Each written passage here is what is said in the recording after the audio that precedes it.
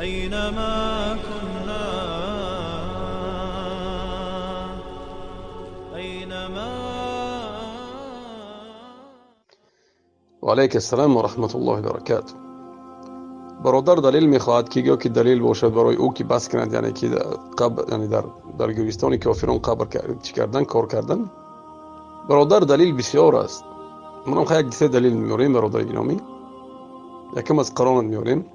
الله عز و جل در سوره توبه میگه 84 آیه، وقتی که پیغمبر صلی الله علیه و سلم امون سردار منافقان وقتی که لعنت الله علیه وقتی که میمرد، عبدالله ابن ابی ابن سلول میمرد،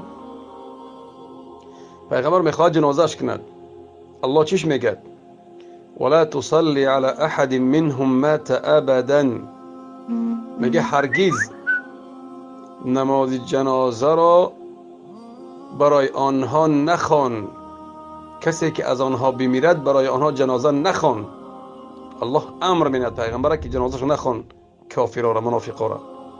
بوای منافق بود، کافر رو کشاد نبود، منافق بود. یعنی اسلام ظاهر میکرد که مسلمان ای. الله میگهش که نخوان جنازهش، کسی از آنها مرد جنازهش نخوان. جنازه کافر تماما خواندن ممکن نیست. این با منافق بود. ببین چی دو میگه، نماز نخوان. میگه او میگه چی؟ ولا تقم على قبره. می چی میگه؟ میگه در سر قبرش راست نیستا، سر قبرش در راست نیستا. میگه در سر قبرش ولا تقم على قبره، یعنی نرى در سر قبرش راست استا. انهم كفروا بالله و رسوله. سببش چیه؟ جنازه نخوان، در سر قبرش نبیست. سببش چیه؟ انهم كفروا بالله و رسوله و ماتوا وهم فاسقون.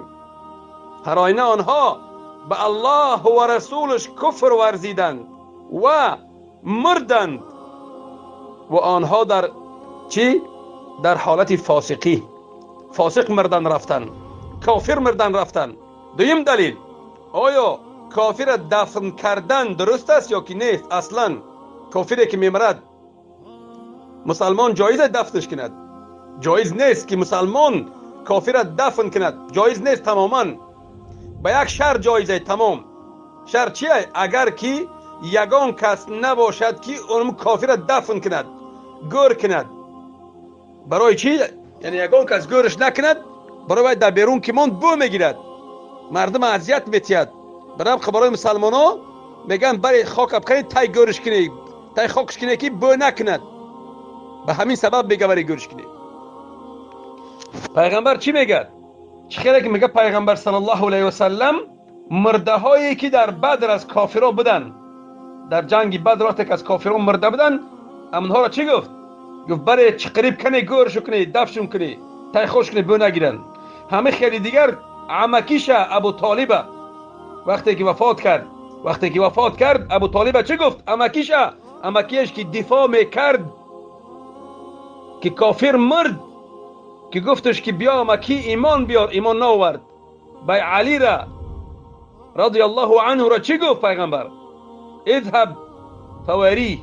وقتی که وفات کرد گفت بره بگی تای خاکش کن. عمکیشه علی پدرشه. فهمیدی؟ تو میخوای در گورستان کافران کار کنی؟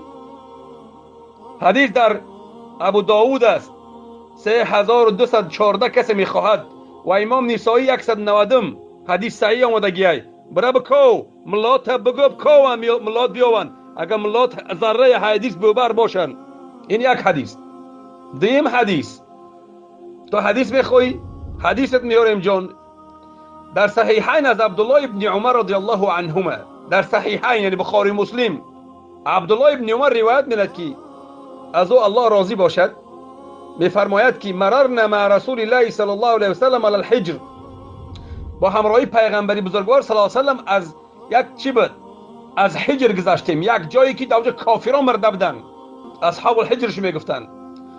پیغمبر بین یعنی قبرستان، یعنی همون جایی که مرده بودن، قبرستانشون کافرا را. پیغمبر چی گفت صلی الله علیه و سلم؟ فقال لنا رسول الله صلی الله علیه و سلم. پیغمبر صلی الله علیه و سلم چی گفت برای ما؟ لا تدخلوا مساکن الذین ظلموا انفسهم، گفت ندرایید همون جایگاهی آنانی که نفسهای خود را ظلم کردند، ای کافرانی که نفس خود را ظلم کردند، به الله شریک آوردن، کافر شدن، به الله ایمان نآوردن. بعدش الا بین چی میگن؟ ندرایید در اموجا، اگر که شما در آمدنی باشید، پس الا ان تکونوا باکین، اگر در آمدنی باشید بدرایید، نیکی در حالتی که گریان شوید، گریه کنید، بدرایید در حالت گریان درایید، آب دیده ریزانده درایید. بین امر می پیغمبر، حذرا ان یصیبکم مثل ما اصابهم، و بر حذر باشید که شاید که شما دچار شوید به آن چیزی که آنها دچار شده اند. فهمیدی؟ بر حذر باشید، هوشیار باشید که دچار نشوید به آن چیزی که آنها دچار شده اند. بین پیغمبر چی؟ ثم زجر فاسرع حتى خلفها، پیغمبر آنها را زجر کرد، آگاهی داد، تنبیه داد، سرزنش کرد، بس تیز گذشتن و بر رفتن، از پیش گورستان تیز گذشتن و بر رفتن. چی گفت؟ فاسرع، شتابانه، حتی خلفها، از پس شماندنش رفتن. در روایت دیگر، در روایت بخاری چی میگد؟ لا تدخلوا على هؤلاء المعذبین، ندرایید در پیش همونهایی که آنها عذاب دیده ایستاده اند، عذاب میبینند در گروهشون کافران. الا ان تکونوا باکین، مگر به شرطی که گریان درآیید. فان لم تکونوا باکین، اگر که گریان ندر آمدید، فلا تدخلوا علیهم، پس به پیش آنها ندرآیید، به پیش کافران، قبرستان کافران. لا یصیبکم ما اصابهم، شاید که آنچه که آنها را دچار شده از کفر و شرک شما را هم دچار شود.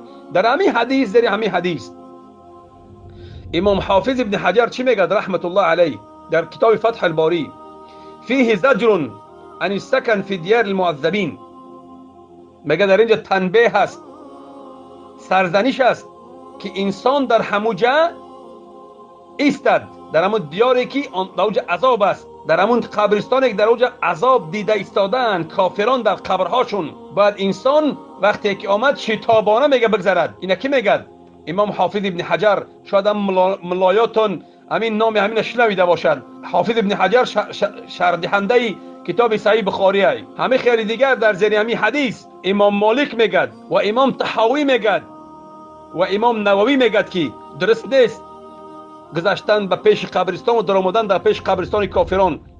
یکی دیم امام مالک میگه، از امام مالک امام خرافی روایت میکند که اگر که در قبرستان کافران میگه کنز باشد، کنز طلا باشد، طلا در آمدن و در همونجا کافتن همون طلا رو میگه درست نیست.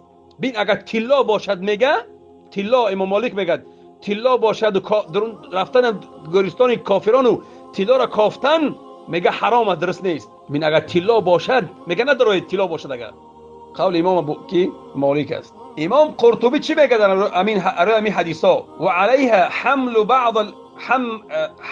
حمل بعض العلماء، میگه همین حدیثا، همین حدیث محمول است چی؟ بعضی عالمان محمولش کرد که دخول مقابر الکفار، در آمدن، میگه در من کردن در آمدنی، امام قرطبی میگه در آمدن مقبره های کافران.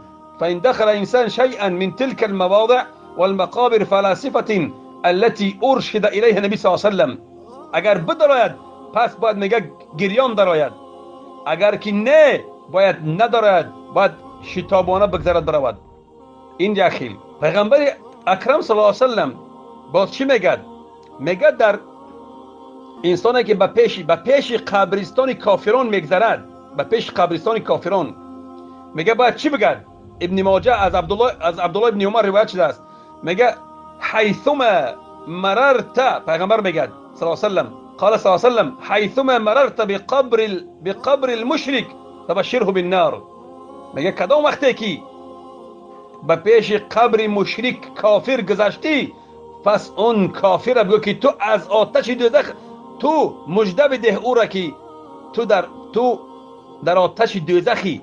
یعنی کافر باید بگوی که شما در وقتی که میگذری بگو که شما در چی دوزخی، یا کافر مژده بده که در دوزخ شما. بین برادر چی میگن. حدیث در کارتای 10 تا حدیث 50 تا حدیث میارم.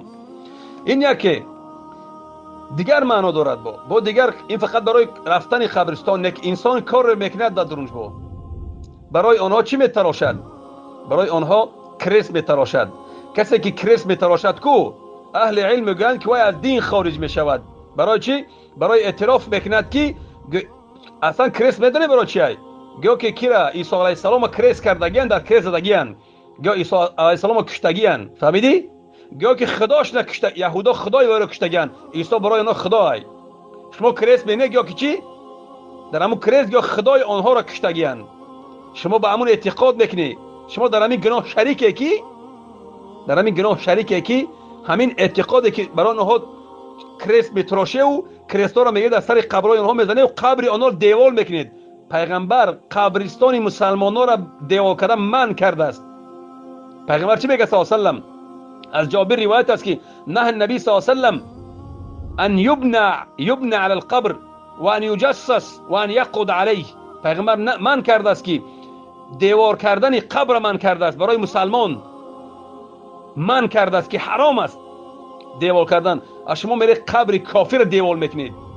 در او کریس میزنید. کفرای کریس زدن در قبر کافر. شما اعتراف میکنید که همون کریس یا که اونا دین دارن. همون دین کریس. دینشون یکی از رمزهای دینشون کریست است که کفر است که عیسی را چی کردگیند. این یکی. دیم سیم یا که چهارم چندمی هست کار کردن در قبرستان آنها پستی آدم نشون میدهد. مسلمان باید همه وقت سربلند باشد، سرفراز باشد، نه اینکه پست باشد. در قبرستان رفته کاری پست و ذلیل، کاری ذلیل کند، کاری پست کند برای کافران. برای چی؟ برای مزد دنیا. نه، مسلمان باید سربلند باشد برادر، سربلند باشد، نه اینکه رفته در پیش کافر کار کند. باز دلیل میخوایی؟ صدها دلیل لیگت میارم، نه که بسنده است برای زیادی بعد چید وقت.